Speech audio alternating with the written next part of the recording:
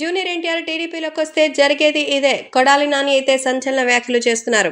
Young tiger NTR రాజకీయాల్లోకి వస్తే ఎలా ఉంటుందనేది చాలామంది ఎన్నో రకాలుగా చెప్పారు. కానీ జూనియర్ ఎన్టీఆర్ ఆప్త మిత్రుడు, అలాగే తెలుగుదేశం పార్టీలో ఉన్నటువంటి ఒకప్పటి తెలుగుదేశం పార్టీ నేత, వైసీపీకి ప్రస్తుతం కరుడు కట్టినటువంటి వ్యక్తి, టీడీపీకి సంబంధించిన ప్రత్యర్థిగా ఉన్న వైసీపీ కొడాలి నాని.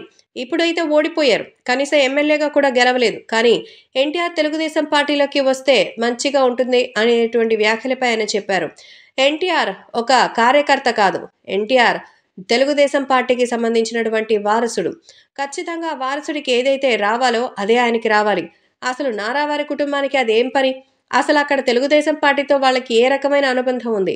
అసలు ఎప్పటికీ బాలయ్య బాబుని ఒక ఎమ్మెల్యే కుర్చీలో కూర్చోపెట్టి అధికారానికి సంబంధించిన విషయంలో కూడా ఏ రకమైన మద్దతులు ఇవ్వకుండా కేవలం వీళ్ళు నిర్మించుకోవడానికో, వీళ్ళు పేర్లు తెచ్చుకోవడానికో తప్ప ఇంకా దేనికి కూడా నందమూరి కుటుంబాన్ని ఇన్వాల్వ్ చేయరని, అదే జూనియర్ ఎన్టీఆర్ వస్తే పరిస్థితి ఎలా ఉండదు.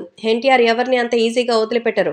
కాబట్టి తను చేయాలనుకున్నది చేసి ప్రజల దృష్టికి తీసుకుని వచ్చే బాధ్యత ఎన్టీఆర్ తీసుకుంటారు. కాబట్టి ఎన్టీఆర్ని అటు నారావారి కుటుంబంలో చంద్రబాబు కానీ, లోకేష్ కానీ అసలు వదిలిపెట్టరని, అలాంటప్పుడు జూనియర్ ఎన్టీఆర్ తెలుగుదేశం పార్టీకి మద్దతు ఇవ్వడం వేస్ట్ అని, తెలుగుదేశం పార్టీకి మద్దతిస్తే తన నిర్ణయాన్ని, తన యొక్క అభిప్రాయాన్ని కూడా గౌరవించాల్సిన అవసరం వాళ్ళకి ఉందని ఈ సందర్భంగా ఆయన తెలియజేసినట్టుగా సమాచారం.